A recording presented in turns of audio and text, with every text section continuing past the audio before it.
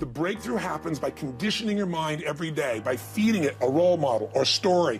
It's putting yourself in a peak state where you follow through by getting physically strong. It's creating a little ritual of doing a little bit each day, and then you get momentum. But the most important thing of all is what we started out with. Why? Absolutely. Why is it a must for you? It doesn't have to be you're against the wall, but it has to be something you're hungry for, because the only difference in people is hunger. And if you're not hungry, get around people that are hungry and something will hit you. You watch a conversation, you get around people that are doing better, and all of a sudden you start going, my life sucks. I remember I went to a guy in LA. He's one of the most multi-billionaire guys, I'll never forget. And I lived in the Del Mar Castle, and I was really proud. That was like the symbol of me having taken myself from being poor to providing for my family this great place. It's built from castles in Europe overlooking the ocean, not far from you. And I went to this guy's house. He's a billionaire. He took me down to his wine cellar. I don't even drink wine.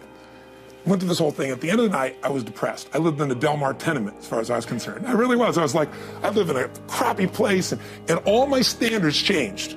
All of a sudden, I wasn't willing to settle for living that. All of a sudden, my back was to the wall in a different way, because as a man, I knew I was capable of more. So people can change their standard by getting around where it's better.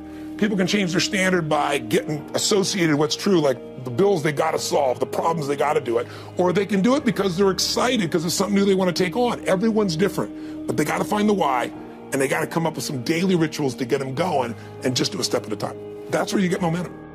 Got a sort of 5-point plan that anyone can follow to get over stress and trauma in their lives. Talk me through it. Well, I think, first of all, I want to make one thing clear. The quality of your life is the quality of where you live emotionally. Like, we all have a home. Angry people find a way to get angry, even if their life doesn't have anything to be angry about. We can always find it. Sad people find a way to be sad. Caring people find a way to care for other people. So one thing you got to identify is, where are you living? What's your home? What's your habit? And then the way to change it is, when I was homeless, literally on my own, just getting started, I didn't have the internet, but I decided I had to go to a library and I had to feed my mind. And I always tell people the first stage is, weeds grow automatically. One of my teachers taught me, he said, every day stand guard at the door of your mind and feed it something good. Because if your worst enemy puts sugar in your coffee here, you're fine. If your best friend by accident trying to help you puts some strychnine, you're dead. So if you feed your mind every day, 30 minutes a day of reading something, hearing something. Second, you got to strengthen your body. And the reason, Pierce, is fear is physical, right? So is stagnation, so is numbness, so is sadness, so is rage. And when you go in and change your body by an intense workout or a run or even an intense walk, and the blood's flowing through you, science has shown it instantly changes your biochemistry. And now your mind and body are working together. Third thing, all these people did in common, if you watch, they found a mission bigger than themselves. Yeah. Something that they want to aspire to that was worth more than their pain. And then the fourth thing is, you got to find a role model. You heard it with Nick. Almost everybody finds a role model that makes it real. I was with Warren Buffett and with Sarah Blakely, the youngest billionaire. We did this round table about the future. And when you listen to this woman, and when women meet her, they don't just love Spanx or product that made her a billionaire. They love this woman because she's a role model of what's possible. Yeah. When you get a role model, it becomes real to you if you get a plan, you get a goal plan, and you take massive action. And the last step, number 5, there's always somebody worse off than you are. I don't care what you've done. So if you can go help somebody worse off, it puts your life in perspective, and it also reminds you life's not about me, it's about we. I always tell people, the secret to a great life, the secret to living is giving. And when you realize there's something in you still to give, even if you lost your legs, even if you've been through a horrific financial situation, your life can improve, but more importantly, you'll have a meaningful life because your life will contribute to other people. You think about the first thing that determines whether you can do something or not, and I put that in this first box at the top here on the left side. It's potential.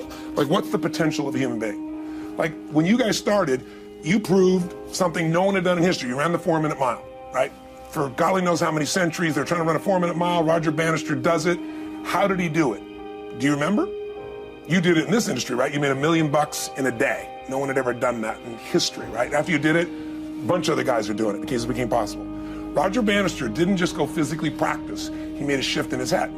He practiced in his head because he could never achieve it physically, so he had to change in his head first so that the result became certain enough he believed it, and then his body got him through. After Roger Bannister ran that 4-minute mile, within 2 years, 37 people ran a 4-minute mile. Wow. When no one in history had ever done it. Now here's how it works. The potential for anybody getting your product is extraordinary. They can do what you've done as much, more or less. They can do whatever they want to do. The potential's there. The market's proven that. Whether or not they tap into potential has a lot to do with what action they take, which is the question you came to me with, right? Like, God, they all have potential, but they're not taking action. And we all know that the action they take is going to determine the results they get. That's pretty obvious. So most people have a belief about what their real potential is no matter what you tell them. And that affects how much action they take. And of course that affects the result. And then ironically, that result reinforces their belief.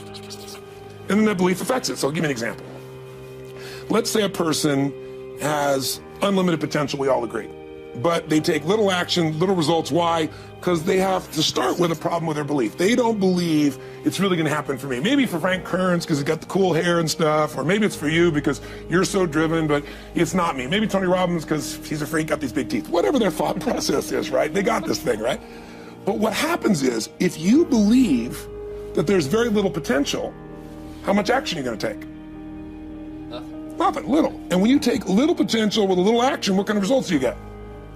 Lousy little results. And when you get little results, what does that do to your belief? You go, see, I told you this was a waste of time, told you this wouldn't work. And then what happens? You tap even less potential, you take even less action, you get even worse results, and your belief gets even weaker. And this sucker feeds on itself until you are in the downward spiral. It's poisonous. It's poisonous and it's self-fulfilling. Now, what if something could happen that could come along and fill you with a sense of absolute certainty? Not like I believe, but mean where you know. In you guys' case, mine as well, we knew because we had to. Because we burned the boats. There was no other option. We had to find a way. We weren't going to live that way. We all did it in different ways and for different reasons, but in essence, that was it. If you get yourself in a state of certainty that this is going to work, I'm going to find the way, and if this doesn't work, I will make the way, then you tap a lot more potential. And when you're certain in your potential, you take massive action. When you take massive action, you really believe in something, you get great results. When you get great results, your brain goes, see, I told you I was a stud. I told you this thing would work out. Now you're even stronger. You tap more potential, take greater action, greater results. That's how you went from $300 in a week to $2,500 in 5 days to $100,000 in a month to $1 million in a day. Same thing with you. And we get momentum. That's why the rich get richer and the poor get poorer. Now some people go out and they go, well, I'm going to take a bunch of action. All right, I'm going to open this product. I'm going to try it. And they'll say to you, I even did it. But it's like a salesman who goes and knocks on the door, and he knocks on 100 doors and says, you don't want one of these, do you? Yeah, exactly right. You know? And even if he doesn't say it verbally, his face says it because he doesn't believe it's going to work. So his voice, his body, the execution is so weak. Maybe if he talks to 100 people, somebody's going to buy out of pity. They don't want his kids to starve, right? But he's not going to get the result. So the core difference in people is how do you produce certainty when the world isn't giving it to you? You go out and you try, in your case, you're 100,000 in debt, nothing's working. How do you keep yourself going? The way you did it, the way I did it, the way you're doing it, we may not have done it consciously, is we didn't change our potential, that was there. And it wasn't even taking more action. Taking more action with a belief it's not going to work, it's not going to change anything. We got results in our head that made us feel certain as if it had already happened.